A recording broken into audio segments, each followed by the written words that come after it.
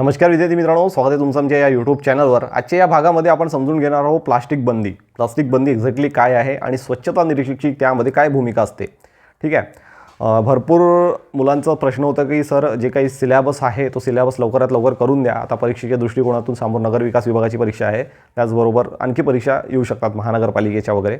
तर बघा, प्लास्टिक बंदीमध्ये स्वच्छता निरीक्षकाची अत्यंत महत्त्वाची भूमिका असते मित्रांनो।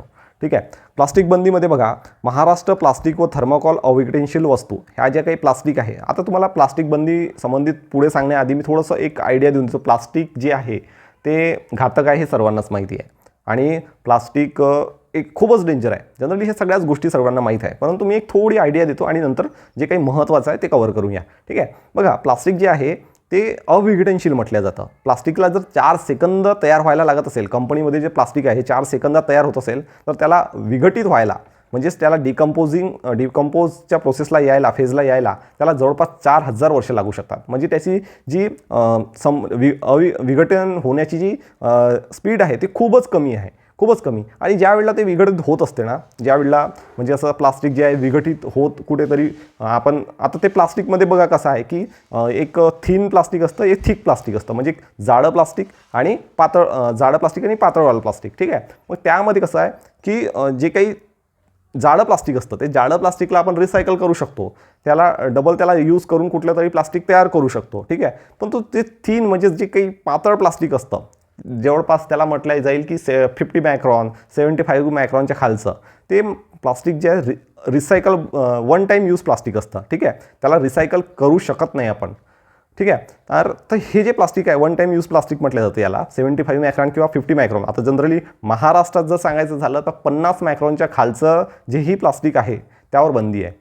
ठीक आहे, 50 महाराष्ट्रात जर तुम्हाला विचारलं की कुठलं, आता जे प्लास्टिक आहे त्याला प्लास्टिकला जसं आपण किलोमध्ये कुठली गोष्ट मोजतो, ठीक आहे, साखर आपण किलोमध्ये मोजतो, तसंच प्लास्टिक जे आहे मायक्रॉनमध्ये मोजले जाते। ठीक आहे, आता जर तुम्हाला असं विचारलं की महाराष्ट्रामध्ये प्लास्टिक बंदी किती मायक्रॉनच्या खाली आहे, म्हणजे किती मायक्रॉनला प्लास्टिक बंदी आहे, तर 50 मायक्रॉनच्या खाली महाराष्ट्रामध्ये प्लास्टिक बंदी आहे। ठीक आहे, त्यानंतर बघा, डिपेंडिंग आहे वेगवेगळ्या राज्याचे वेगवेगळं आहे, कुठे 75 मायक्रॉनच्या खालचं सुद्धा, कुठे 120 मायक्रॉनच्या खालचं सुद्धा बंदी आहे। ठीक आहे, आता आपल्या जे महाराष्ट्रात आहे हे 75 मायक्रॉनच्या खालचं जे प्लास्टिक आहे त्यावर बंदी आहे। ठीक आहे, आता हे बंदी का बरं लावण्यात आलेली आहे आपल्या महाराष्ट्रात किंवा भारतात? ही बंदी का बरं लावण्यात आलेली आहे? एक्झॅक्टली काय प्रॉब्लेम झाला होता? तर बघा, आपले जे हे काही प्लास्टिक आहे अविघटनशील म्हटलं जातं याला। 4 सेकंदात बनतं आणि 4000 वर्ष याला विघटित व्हायला लागू शकतात। त्याचबरोबर आता जे काही रिसर्च झालेले आहे, जेव्हा हे जे काही विघटनची प्रोसेसमध्ये असतं, हे जे प्लास्टिक आहे हे विघटनच्या प्रोसेसमध्ये असतं, जेव्हा हे डिकम्पोज होत असतं, डिकम्पोजच्या फेजमध्ये असतं, त्यावेळेला हे छोटंसं बारीक जे प्लास्टिक एकदम मायक्रो प्लास्टिक हे आपल्या एअरमध्ये, त्याच्यानंतर वॉटरमध्ये, त्याच्यानंतर जे काही आपल्या एन्व्हायरमेंटमध्ये पूर्ण असं फैलवत राहत असतं। ठीक आहे, आपल्या एअरमध्ये, वॉटरमध्ये। मग हे जे प्लास्टिक आहे हे प्लास्टिक जर आपल्या शरीरात गेलं तर आपल्याला कॅन्सरसारख्या खतरनाक बिमाऱ्या होऊ शकतात। ठीक आहे, खूप भयंकर आहे। ठीक आहे, आत्ता जर सध्याच्या स्थितीमध्ये जर बघितलं तर काही सिटीजमध्ये पाण्यामध्ये शोध करण्यात आला, तर त्या पाण्यामध्ये सुद्धा पिण्याच्या पाण्यामध्ये सुद्धा मायक्रोप्लास्टिक म्हणजे आढळलं गेलं सायंटिस्टला। खतरनाक असं झालेलं आहे की जे अंटार्क्टिका खंडावर स्नो पडत असते, बर्फ पडत असतो ना, त्या स्नोचं रिसर्च केलं गेलं, त्या स्नोमध्ये सुद्धा प्लास्टिक आढळत आहे। हे प्लास्टिक असं म्हणजे जे इतक्या भयंकर परिस्थितीमध्ये जर हे पसरलं गेलं तर आपल्या खाण्यापिण्यातून आपल्या शरीरात हे प्लास्टिक एंटर होईल आणि त्यामुळे ह्या प्लास्टिकवर बंदी करण्यात आलेली आहे। ठीक आहे, आता जनरली पाहायला गेलं तर आपल्या पूर्ण भारतामध्ये किती मोठ्या प्रमाणात कचरा तयार होत असतो आणि या कचऱ्यामधले जर सांगायचं झालं तर पूर्ण कचरा व्यवस्थित सेग्रिगेट होऊन त्यावर व्यवस्थित प्रोसेस होते का?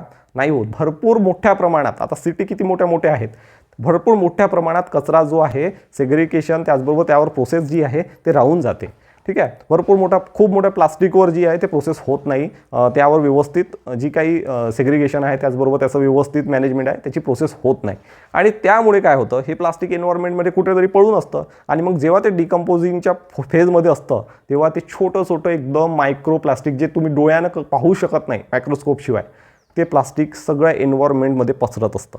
ठीक आहे, जनरली ते समुद्रामध्ये आता पसरून राहिलेलं आहे, समुद्रामध्ये प्लास्टिक जात असतं, मग ते समुद्रामध्ये प्लास्टिक सळत असतं आणि मग तिथे ते पसरत असतं, आपल्या एअरमध्ये ते पसरत असतं आणि हे जे आहे पाण्यामार्फत हवेमार्फत आपल्या शरीरात एंटर होणं सुरू झालं आहे.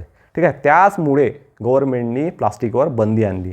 ठीक आहे, थोडं समजलं असेल तुम्हाला की प्लास्टिक का बरं हानिकारक आहे आणि खूपच जास्त हानिकारक प्लास्टिक. ठीक आहे, आता बघा मित्रांनो, हे प्लास्टिक बंदीच्या संबंधित स्वच्छता निरीक्षकाची काय भूमिका असतं.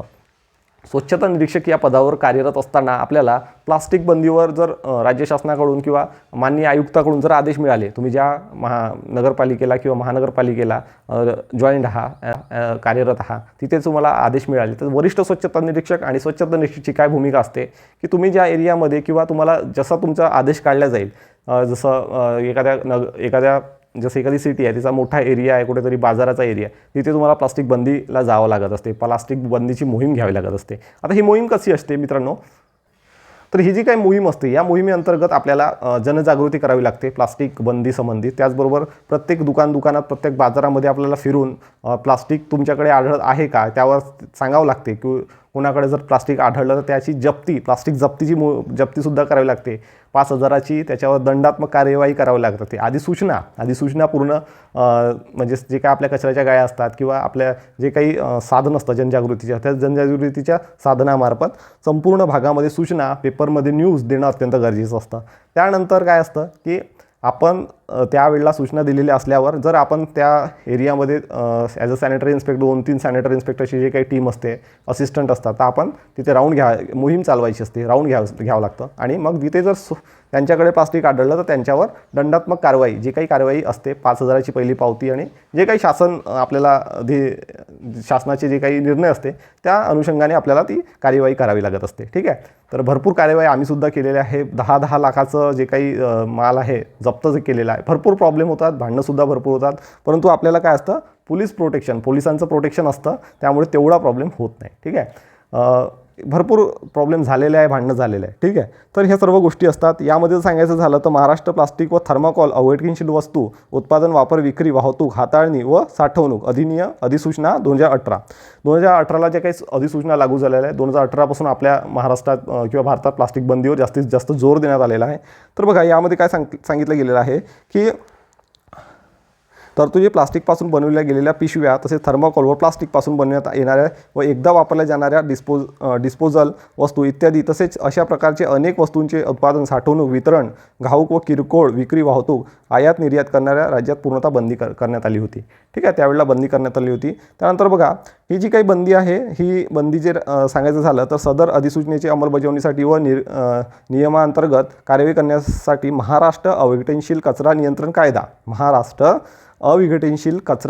कायदा 2006च्या कलम 12 अन्वये. ठीक आहे, व्यवस्थित लक्षात ठेवा. जर तुम्हाला प्रश्न विचारला की जे काही महाराष्ट्र अविघटनशील कचरा नियंत्रण कायदा कधीचा आहे, तर तुम्हाला सांगता आला पाहिजे 2006 आणि कलम कुठली आहे, 12 कलम अन्वये प्रदान केलेला आहे. ठीक आहे, अधिकाऱ्यांतर्गत माननीय आयुक्त सर्व आरोग्य विभागामार्फत वरिष्ठ स्वच्छता निरीक्षक यांच्या नियुक्ती करून महानगरपालिका क्षेत्रात प्लास्टिक बंदीची मोहीम राबविण्यात येत असते. ठीक आहे, म्हणजेच माननीय आयुक्त हे काय करतात, आपल्याला आदेशित करत असतात की जी प्लास्टिकची जी काही मोहीम आहे ती राबवावी म्हणून, आणि मग त्यानुसार आपल्याला ही काही मोहीम घ्यावी लागत असते. त्यानंतर बघा, सदर मोहिमेच्या दरम्यान महाराष्ट्र प्लास्टिक व थर्माकोल अविघटनशील अधिसूचना 2018च्या कायद्यान्वये उल्लंघन करणाऱ्या व्यवसायधारकांवर कारवाई करून त्या अंतर्गत प्लास्टिक जप्त करण्यात येते. जे काही प्लास्टिक तिथे सापडतं, प्लास्टिक भरपूर प्रमाणात सापडत असतं. लोक जे आहे लपून लपू प्लास्टिक देतात, एकदम आतमध्ये दिसू शकत नाही. मग आपले जे काही असिस्टंट असतात ते जातात आणि ते व्यवस्थित प्लास्टिक काढून आणतात. मग त्यांच्यावर जी काही कार्यवाही आहे ते कार्यवाही करावी लागते. ते प्लास्टिकसुद्धा आपल्याला जप्त करावं लागत असते. ठीक आहे, हे सर्व आम्ही पुढे केलेलं आहे. प्लास्टिकच वेगवेगळ्या भागांमध्ये धाड मारलेल्या आहेत, वेगवेगळ्या जसं वॉटर चेकिंग आहे त्यासुद्धा आम्हाला काम करावं लागत असते. ठीक आहे, त्यानंतर बघा, जप्त करण्याची कार्यवाही प्लास्टिक बंदी प्रभावी अंमलबजावणीसाठी महाराष्ट्र प्रदूषण नियंत्रण मंडळ याच्याप्रमाणे काम करावे लागते. महाराष्ट्र प्रदूषण नियंत्रण मंडळ जे आहे, MPCB म्हटल्या जाते त्याला, महाराष्ट्र पोल्युशन कंट्रोल बोर्ड. ठीक आहे, MPCB ज्या प्रकारे आपल्याला माहिती देईल, ज्या प्रकारे आपल्याला त्यांचे काही नियम असेल त्याप्रमाणे आपल्याला कार्य करावे लागत असते मित्रांनो. ठीक आहे, ते MPCBवर मी स्पेशली एक चॅप्टर कव्हर करून देईल. आणि त्याच्यानंतर सेंट्रल पोल्युशन कंट्रोल बोर्ड जे आहे, एक सेंट्रल पोल्युशन कंट्रोल बोर्ड आहे, एक महाराष्ट्र पोल्युशन कंट्रोल बोर्ड आहे. महाराष्ट्रामध्ये जे काही पोल्युशन होत असते त्यावर त्यांची व्यवस्थित नजर असते. हे काय आहे याच्यावर स्पेशली आपण चॅप्टर कव्हर करणार आहोत, ठीक आहे, व्हिडिओ कव्हर करणार आहोत. तर अशा प्रकारे हे प्लास्टिक बंदी असते. प्लास्टिक बंदी जर तुम्हाला विचारण्यात आलं तर सर्वात महत्त्वाचं म्हणजेच हे लक्षात ठेवायचं, कुठला कायदा आहे तो महाराष्ट्र अविघटनशील कचरा नियंत्रण कायदा 2006चा कायदा आहे, च्या कलम 12 ठीक आहे. प्लास्टिक बंदी जी आहे ती, तर प्लास्टिक बंदी या कायद्यामार्फत चालवली जाते, ठीक आहे. व्यवस्थित समजून घ्यायचं, व्यवस्थित लक्षात ठेवा, ठीक आहे. प्लास्टिक खूप डेंजर आहे. जर तुम्हाला पोस्टिंग मिळाली तर खूप चांगल्या व्यवस्थित पद्धतीने काम करा आणि त्याचबरोबर स्वतःसुद्धा प्लास्टिकचा कमी वापर करा. आपण सुद्धा भाजीचं घ्यायला जातो तर प्लास्टिकची पन्नी नाही मागायची. स्वतःसोबत एक नेहमीसाठी जे कापडी पिशवी असते ते नेहमीसाठी स्वतःजवळ ठेवायची. खूप इम्पॉर्टंट आहे. जोपर्यंत आपण स्वतः सुरू करणार नाही तोपर्यंत लोकंसुद्धा सुधारणार नाही, ठीक आहे. तर सुरुवात आपल्यापासून झाली पाहिजे. तर आजसाठी फक्त एवढंच. Thanks for watching and best of luck for your career.